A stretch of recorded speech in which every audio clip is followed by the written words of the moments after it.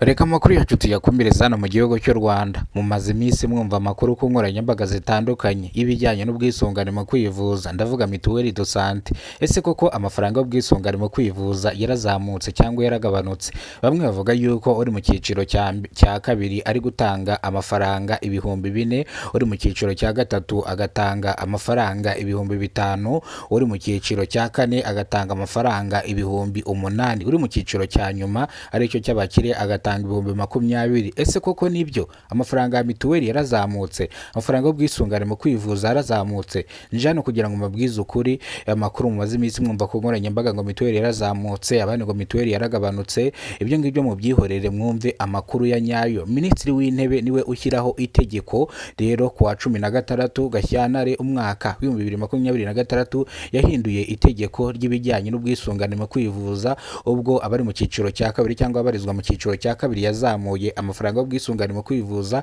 ayashyira ku bihumbi 4, abari mu cyiciro cya gatatu azamura amafaranga y'ubwisungane mu kwivuza ayashyira ku bihumbi 5. Aya niyo makuru ya nyayo ya mituweli do sante. Bivuze ngo munyarwandakazi, ndakeka ko ibyatangajwe na Minisitiri w'Intebe ari ibyo ngibyo, avuga yuko yahinduye itegeko ry'ibijyanye n'ubwisungane mu kwivuza. Iri tegeko ryahinduwe ku wa 16 Gashyantare umwaka wa 2026. Iri tegeko niho ryahinduwe rivuga yuko abari mu cyiciro cya kabiri bagomba kujya bishyura ibihumbi 4 bya mituweli, mu gihe bishyuraga amafaranga ibihumbi 3 hagiye igihumbi kimwe bishyura ibihumbi 4. Abari mu cyiciro cya gatatu bishyuraga amafaranga angana n'ibihumbi 3 4 gutyo, ubu ngubu byabaye ibihumbi 5 byuzuye bitavaho n'urupfumuye. Abatangaga 5 bagiye kujya bishyura 8, abatangaga 10 bari kwishyura ibihumbi 20. Bivuze ngo rero iri tegeko ryashyizweho muri uno mwaka ni naho ryahinduwe.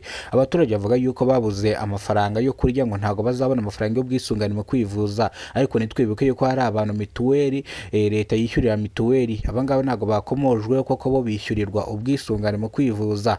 Ni mu gihe rero ibi ngibi byavuguruwe kugira ngo abanyarwanda babyumve kandi babimenye. Bivuze ngo rero aya makuru wasabwaga kuyumva n'ahandi hantu yakuye uretse kuri Kidasamara TV Rwanda. Abandi birirwaga bavuza ibihuha bavuga ngo amafaranga ya mituweli y'ubwisungane mu kwivuza yazamutse, abandi bavuga yuko amafaranga y'ubwisungane mu kwivuza yagabanutse. Ngira ngo akenshi mukunze kwibona ku bitangazamakuru bitandukanye, bamwe bavuga ibihuha ngo amafaranga yizamuye, amafaranga yamanutse. Icyanyacyo ni uko amafaranga yazamutse. Ibiciro nababwiye ni ibyo ngibyo. Icyiciro cya kabiri nyaboneka mu byumve neza ni ibihumbi 4, icyiciro cya gatatu ni ibihumbi 5, icyiciro cya kane ni ibihumbi 8, icyiciro cya nyuma ni ibihumbi 20. Bivuze ngo rero ibi byose ni ibyashyizweho na Minisitiri w'Intebe, koko iri tegeko niwe uritanga ndetse ni nawe urishyiraho. Bivuze ngo ahinduye ibintu mu mwaka wa 2026. Bivuze ngo rero aya mategeko mugomba kuyagenderaho kandi mukayubahiriza, mukishyura ubwisungane mu kwivuza kugira ngo mutazarembera mu rugo. Utazishyura ubwisungane mu kwivuza akajya kwa muganga azatanga arenze aha ndakeka. Ariko impamvu amafaranga ari kwiyongera gutya, hari imiti ihenze muhabwa kuri mituweli, kandi iyi miti nabo baba bayiguze ibahenze. Niyo mpamvu rero amafaranga yuriye, ariko ntago yuriye ari menshi kugira ngo na ya miti mujye muyihabwa. Hari ukuntu mujye kwa muganga mukarekarama ngo hari imiti kwa muganga mudahabwa. Kubera ikino miti mutayihabwaga rero nuko amafaranga yabaga ari makenya. Amafaranga baguraga iyi miti bayibahereza ku buntu, ugasanga nabo barahombye cyane, ugasanga ingengo y'imari amafaranga ari gushyira mu kigega cya leta. Bityo rero murabizi ko ikigega cya leta kibuzemo amafaranga ubukene buba ari bwose. Murabizi ko ikigega cya leta nicyo kivamo amafaranga yo gufasha abakene, abatishoboye, kugura inka za gahunda ya gira inka munyarwanda. Bivuze ngo ikigega cya leta kigomba kugumamo amafaranga kugira ngo akemure ibibazo by'abaturage.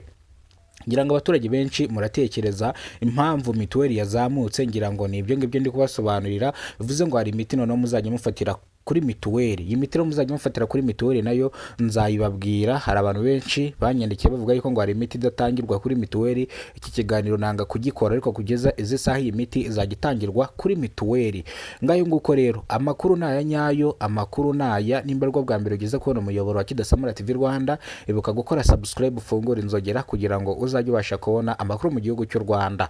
Reka nanone tujye ku bijyanye n'indangamuntu koranabuhanga. Abaturage benshi mumaze iminsi munyandikira inbox inbox kuri WhatsApp yanjye mukambaza ibijyanye n'indangamuntu koranabuhanga, ese bari kubarurira he, ese byaratangiye. Nibyo koko indangamuntu koranabuhanga uyishaka wese ajya kwiyandikisha kuko barimo barafotora impande zitandukanye z'umujyi wa Kigali. Aho nzi nanahamya ni hano mu mujyi wa Kigali, hano munsi y'isoko rya Nyarugenge, hano ku isoko rya Nyarugenge neza niho bari gufotorera indangamuntu koranabuhanga. Nimba nawe ufite imbaraga nyaruko hagere nawe bagufotore baguhereze indangamuntu koranabuhanga. Indangamuntu izaba ikubiyemo ubwisungane mu kwivuza, izaba ikubiyemo ibintu byinshi cyane. Indangamuntu rero ntago ijya itakara kuko iba muri system.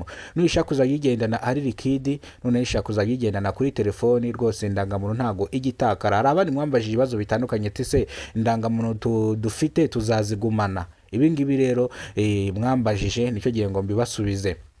N'ifoto z'indangamuntu koranabuhanga mu gihe itarasohoka iyo ngiyo uzaba uyigumanye, ariko nimara gusohoka iyo ngiyo uzayitanga baguha indi nshyashya. Mbega bimeze nko gukorera gategori. Iyo ufite gategori ya B ukajya gushyiraho C cyangwa D, ujyana ya B ufite bakaguha indi gategori iriho izindi gategori zose. Bivuze ngo rero nawe nujyana iyo ndangamuntu yawe bazaguha indi ndangamuntu irimo imyirondoro yawe yose. Ndetse bivuze ngo rero nkeka ko icyo ngicyo nkibasobanuriye.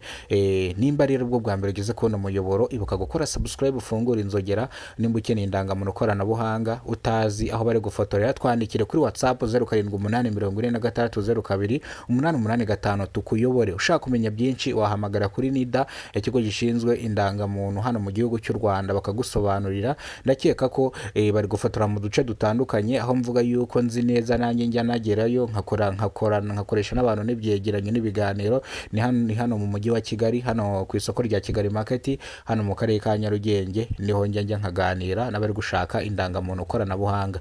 Rero nawe nimba uyikeneye twandikire inbox tukuyobore, cyangwa nimba ufite umwanya nyarukira aho ngaho nkubwiye ugende wifotoze indangamuntu koranabuhanga. Reka aya makuru tuyasubikire hano, amakuru nakagaruka. Nimba rwo bwa mbere ugeze kubona umuyoboro, ndagusaba gukora subscribe.